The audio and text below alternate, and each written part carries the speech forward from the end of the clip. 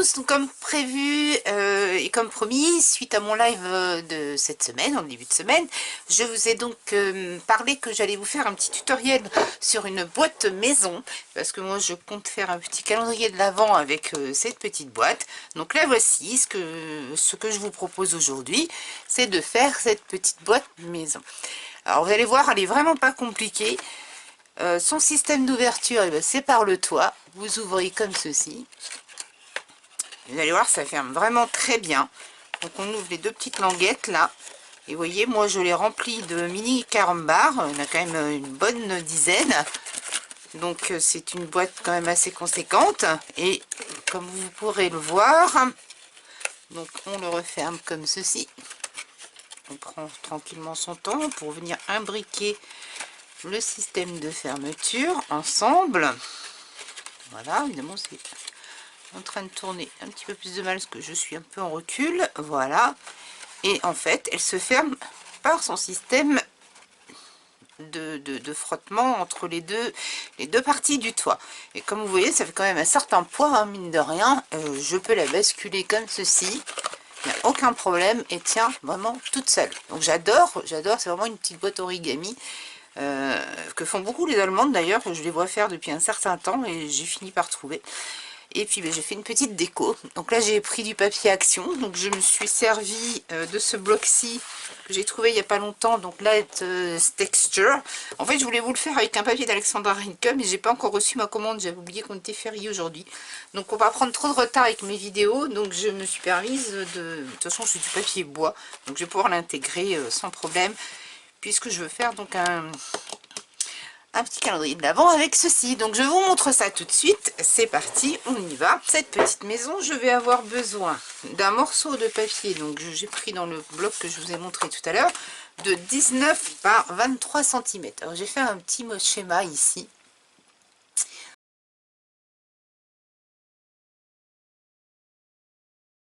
Que je remettrai au fur et à mesure du tuto pour qu'on ne soit pas perdu et que ce soit un peu plus compréhensible pour vous. Donc évidemment ici ce sont des lignes de pli. Tout ce qui est ici, ça sera enlevé à découper. Et tout le reste, ce sont des lignes de coupe. Ça, c'est une ligne de pli. Là, c'est la boîte. Voilà, je vais rectifier tout de suite. Ici, c'est du pli. Voilà. On ne coupe pas. Et tout le reste, on coupera. Donc là, sur les petites languettes intérieures, ici, donc c'est le système de fermeture. Et vous verrez, c'est vraiment pas du tout compliqué. Donc pour cette boîte, j'ai repris le même format, donc de 8 cm, un carré de 8 cm. Je vous explique quand même rapidement le principe. Le principe, c'est que là, c'est la profondeur de votre boîte, 3 cm. Donc si vous avez 3 cm ici, pour fermer le haut de la boîte, il faut obligatoirement 3 cm là, pour que ça s'imbrique bien. Ici, vous avez 8 cm pour respecter les proportions de 8 cm comme ceci, pardon. Donc j'ai divisé en deux, donc ce qui fait à 4 cm. Et ici, en bas, pour fermer la boîte, pour ceux qui ont du mal avec les proportions, il faut aussi également que ça fasse 3 cm pour que ça recouvre bien la totalité de la profondeur de la boîte. Après, quand vous savez à peu près ces règles, ça marche pour toutes les boîtes. Voilà, je faisais un petit aparté avant de commencer. Donc, comme je vous disais, pour la petite boîte de 8 par 8 cm, donc un carré de 8 pour cette maison, il nous faut un morceau de 23 cm par 19 cm de haut. Et on va prendre donc notre planche de marquage ou votre ciseau et un cutter, une règle obligatoirement, ou votre planche de marquage comme je vous le disais. Donc c'est parti, nous allons faire les marquages de notre papier. Donc mon morceau de 19 par 23 et nous allons donc rainurer comme sur mon modèle.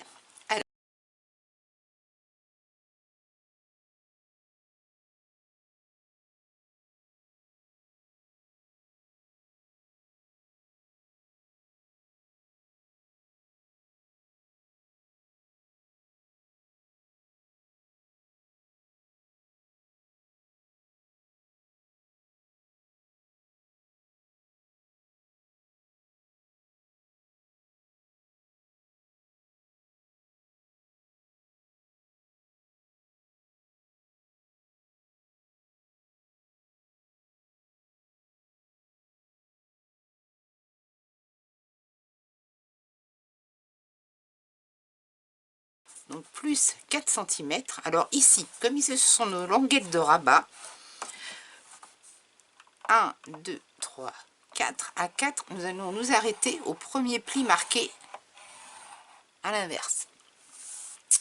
Comme j'ai pas une peur, alors celles qui ont le massicot de chez Stampin' Up qui marque et qui coupe, donc vous n'aurez pas de souci de continuer et de reprendre au second pli. Moi je vais quand même mettre ma règle ici pour être sûr de repartir sur le point de rainurage. Je sais pas si vous voyez, je pense pas très bien, voilà. Donc ici j'ai marqué à 15 comme vous allez le voir. Ici je veux pas marquer ma languette intérieure, mais je veux rester sur mon coin de rainurage. Donc je vais revenir ici, remarquer sur cette partie ici.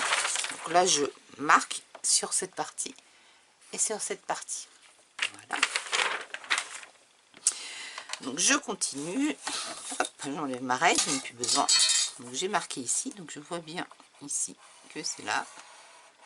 Je remarque un petit peu et je viens marquer donc ici pareil en haut pour la languette qui reste à 1 cm. On ne va pas marquer, j'enlève ma règle donc c'est pas grave. Pareil, on va pas couper la languette parce qu'on en a besoin et on va revenir ici et marquer jusque là. Le papier est blanc, hein, mais j'espère qu'on va voir. Donc je me retrouve avec mon marquage ici, ici, ici et ici. Maintenant je reviens, mais après vous pourrez le faire à la main à part au pied, hein. Je veux faire les marques ici, celle-ci et celle-ci. Donc je repositionne mon papier dans les 23 cm. Ici,